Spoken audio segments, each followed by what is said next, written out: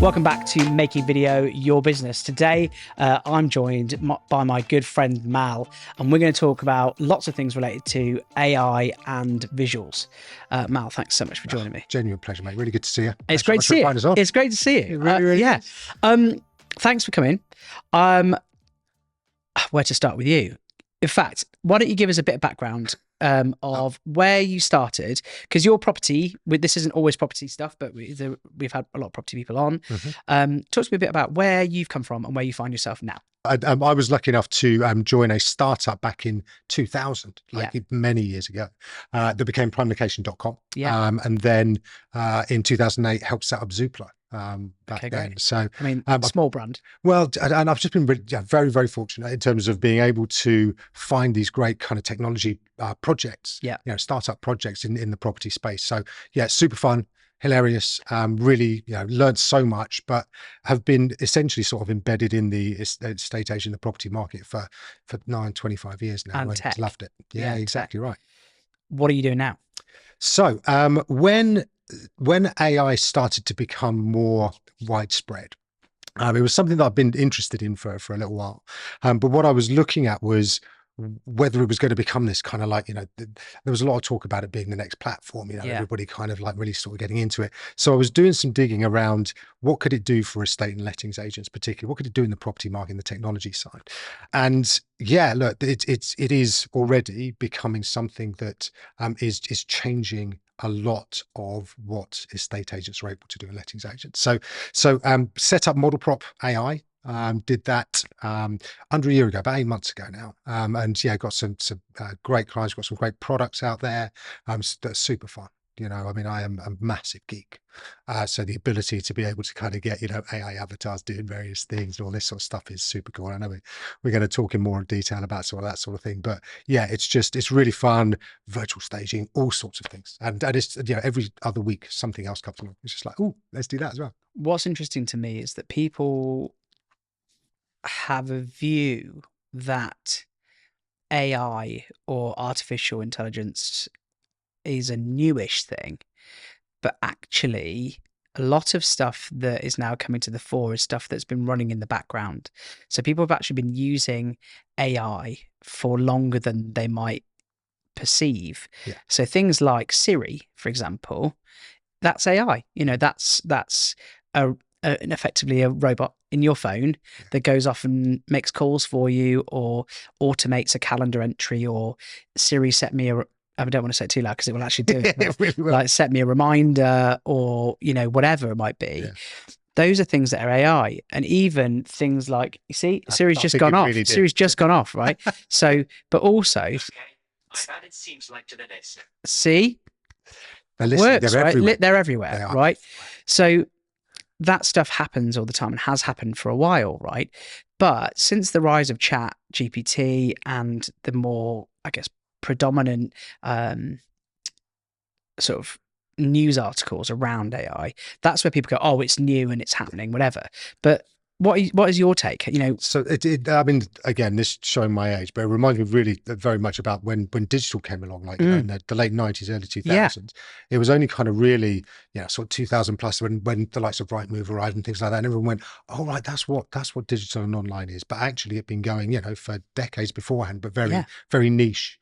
So yeah, machine learning, which is really kind of the underpinning of AI. It's been going around. It's been going on for forever. Back in it was back in 1950, when you've got Turing. With the Enigma machine. Exactly. Start to think about, how can we get machines to think? And is it possible to tell whether it's a machine or whether it's a human if you get them to speak in certain ways? So yeah, it's the real step changes come with the amount of data. And the fact that we now have the whole internet of human knowledge and existence, and we have enough computer power to be able to chuck it all into a machine and get it to predict the next sequence of words or pixels for images or whatever. I mean, I actually asked Chat, because when it first launched, Chat GPT, and someone said to me, what is it? And I said, it's basically an advanced AI that can generate you text from anything, about anything. And they went, no. And I went, seriously, it's a thing.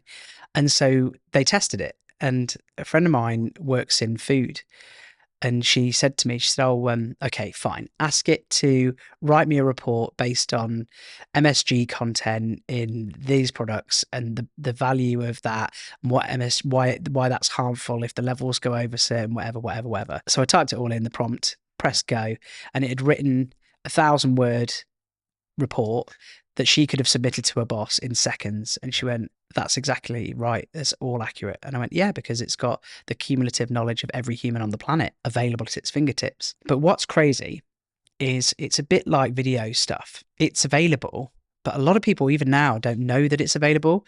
And it's quite surprising sometimes to me, because obviously we work in tech. And so we know it's there. But do you find that? Do you find that when you're talking to people that they don't really get what's available and some of the newer stuff that is like really pushing the envelope? Yeah, and I see that. And again, without kind of going too much into the history, but even things like websites, took ages for people to kind of realize, oh yeah, I probably do need one of them for my business. Yeah. It's like, it's 2008, mate. Come on, you got to get there. Yeah. But yeah, I do think that even now there's a lot of businesses and people that aren't using these ChatGPT or this technology, that, as you said, once they see it and they understand actually what it's capable of, it's literally like you are doing yourself a disservice by not actually embracing some of this new technology and the capabilities, because it will save you a huge amount of time.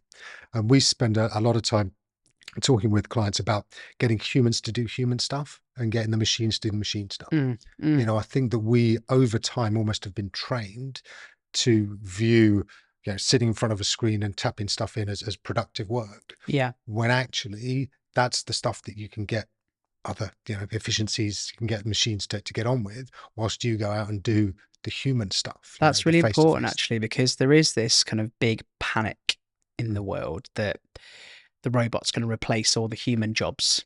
Yeah. What's your take on that?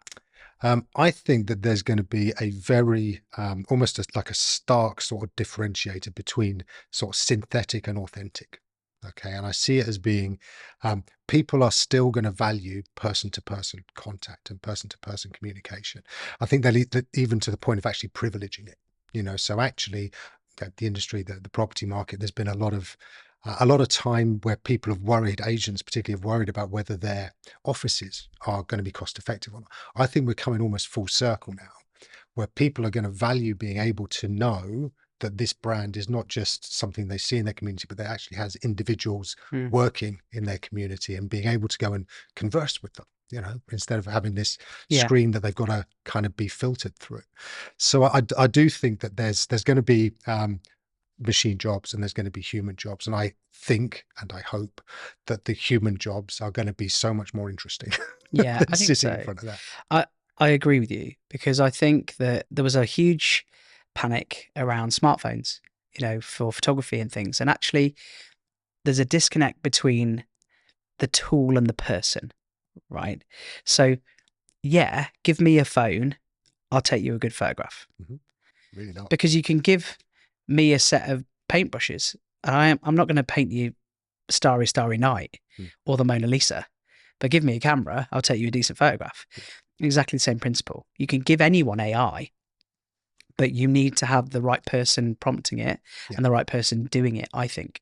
I mean, but that's my take. Like you say, with all these things, when, I don't know, electric guitars came along, everyone was going, oh my God, that's the end of music. And it's like, it's not really, though, is it? No. Actually, that's kind of added a little bit more to it. Yeah. So I think all of this is the same. As humans, we do this stuff. We find new things. We have a little play around with them.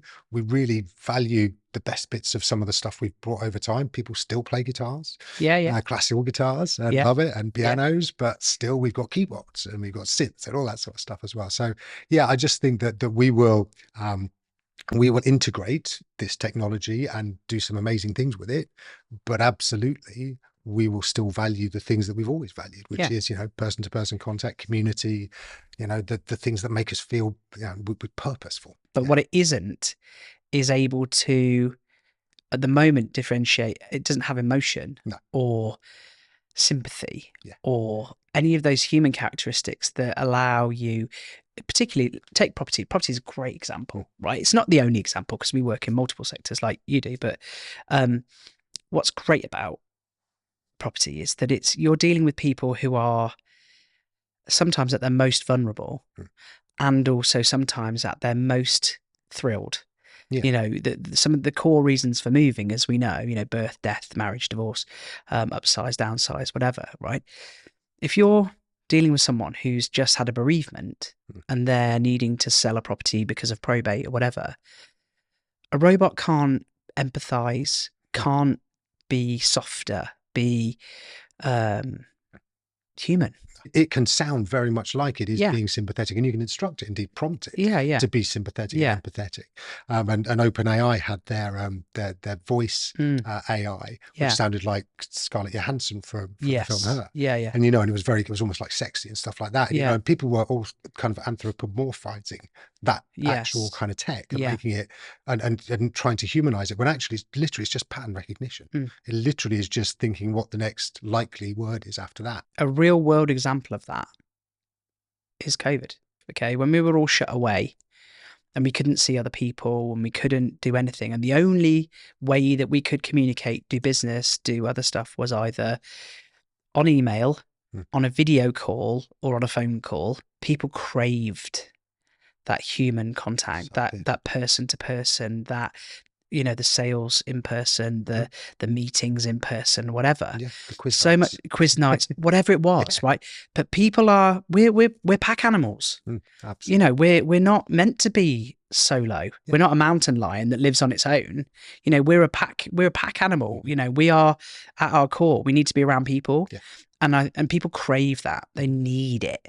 You know, not just family and friends, but the social elements, that context and stuff. Yeah. So to say that AI is going to replace all the jobs is a nonsense. Correct. Because human beings need other human beings. They need that interpersonal relationship. They need that contact. They need that, you know, they need it. They need it at the biological level. Yeah, they need it. Exactly. And I think, you know, purpose is really powerful as well, right? You know, so actually, you know, what you want to go out and kind of share what you know and how you can, you know, benefit others from the work that you do and from the skills that you have and the knowledge that you've gained. And I don't think those are so replicable either. You know, I don't think that natural kind of drive to kind of find ways of, you know, highlighting their big days, or, you know, shooting some great footage of a particular property, etc. How important do you think visuals have become in business in general? So obviously that's what this podcast's about. So. Yeah, for sure. So I look back again at kind of, you know, when we started some of the portals, like, you know, Zoopla. Prime Zoopla, exactly. And you know, we didn't have the bandwidth to have videos up there right at that time. You know, it was really it was like images, and there was a restriction on the number of images, because if they were too heavy, then, you know, actually slowed it right down. So over time, then, you know, it went from 8 images to 24 images or whatever, and then obviously videos came through. But even still, you know, that it is so obvious, I think, when you look at people responding and reacting to moving images versus static images, that medium is far more it's far more engaging, you know. And I think that's been the kind of drive behind, I think, particularly recently, a lot of adoption of video. I think you've seen it happen obviously in the luxury end of the market, and luxury sort of products and services.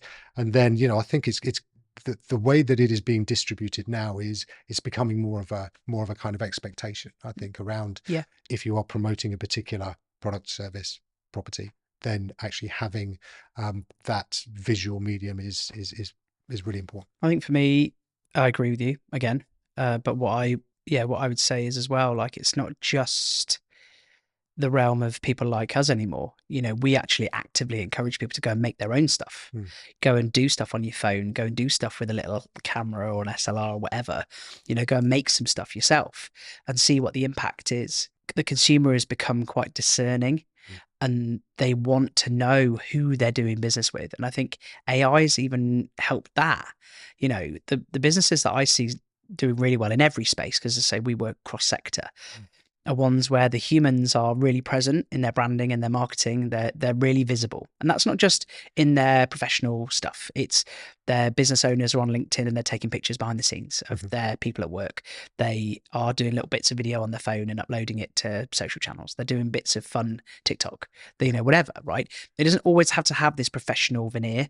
I don't feel like that's necessary. Yeah. But what tends to happen is people start making it and they see a really good net result. And that's fantastic. And that's what we want people to think about, like the trust element. Yeah. And with things like AI, things do bleed into that kind of, who am I doing business with? Is this a real person? Is this a robot? I had it on a live chat with JYSK, big furniture company. I'd ordered a bit of outdoor garden furniture and I was chatting on the live chat and it felt like they were following a script. And I went, are you a real person? Because it felt like it was AI. It turned out there was actually a real person. They were just really unhelpful. They're just really unhelpful. We have a thing, so we have a little AI with a tick in it, right? And we do everything we produce, and we recommend this to all everybody we work with. We've got what we call a trust charter. Nice. And it stands, it stands for truthfulness, responsibility, understanding, safety, and trustworthiness. And this is a really kind of thing that we've got on the website, and this little symbol we include on all of our videos or all of our kind of AI that we produce is intended to help people to get through that worry, because if you're sitting there staring at something and you're going, is that AI? Don't know. It can this kind of uncanny, they call it the uncanny valley, where you're just a little bit unsure. And it's like, now that AI is out there, you're asking a human whether they're AI on this chat. Yeah. And they're like, no, I am a human. It's like, all right, fine. Yeah. So what we're trying to do is just make sure that people understand that it's there, and actually, if they want to ask a bit more about it and find out exactly what it's doing, then fine. But actually, it just gives them some real kind of, it gives the business that openness and trustworthiness and transparency, and it also gives the people at the other end just a bit of understanding of, look, we are using AI, and people more and more will be using AI. But it's just a very it's a clear kind of marker of, look, this technology is here, we are using it, and you can ask us if you want about exactly what it's going to do. I ask every guest that comes on the podcast what their top 3 tips are for getting started with visuals. So for you, I guess, what are your top 3 tips for visual AI, and how can people start using AI in their visual media? I would very much start with trying to think about AI avatars. Okay, now these are essentially representations of you through AI. You can be recorded, it records your voice, and what we do is we can attach them to videos like your videos, right, and actually have somebody on there, just an AI avatar in the corner. And what it can do is it can just save an enormous amount of time with kind of scripting and things like that, and it's just sort of light touch, just very sort of it just gets you into it, gets you understanding a little bit more about what the tech can do. So that's sort of AI avatars, and it's really cost effective and a very kind of very powerful, and it allows you to be in about 1 million places at once as well, which is quite cool. So that's the starting point. I'd also look at there's tech out there now that can make images move. So if you look at kind of property static images, then actually it can just add a little bit of kind of movement to those as well. So that again, I think is something that's going to be quite an interesting use case. I think particularly for perhaps lower value properties, those that historically, where you can't go and send a professional photographer. Yeah, exactly. Historically haven't benefited from it, and vendors, and landlords, they still want it. Exactly. And for the reasons we spoke about. But it's not cost effective for the agent. Yeah, I get that. Exactly right. So I think that's going to be a really, really powerful way of getting into it. And then finally, what I'd look at is obviously, when you are looking at some of those more emotional kind of powerful images that you want to use, then AI perhaps isn't going to be the right answer, right? You're going to need to have somebody skilled who understands what they're doing, understands the moment. And I think that's really what I see in a lot of the best video work that's out there, and obviously human driven it's those moments, and capturing people and products and properties in the right context, and understanding how it would feel to somebody looking at that. And I don't think that's something that AI is ever going to get. Mal, thank you so much for your time. I appreciate you coming to see us. I wish you continued success, and we'll catch everyone else in the next one. For sure. Likewise to you, man. Thanks again. Cheers, mate.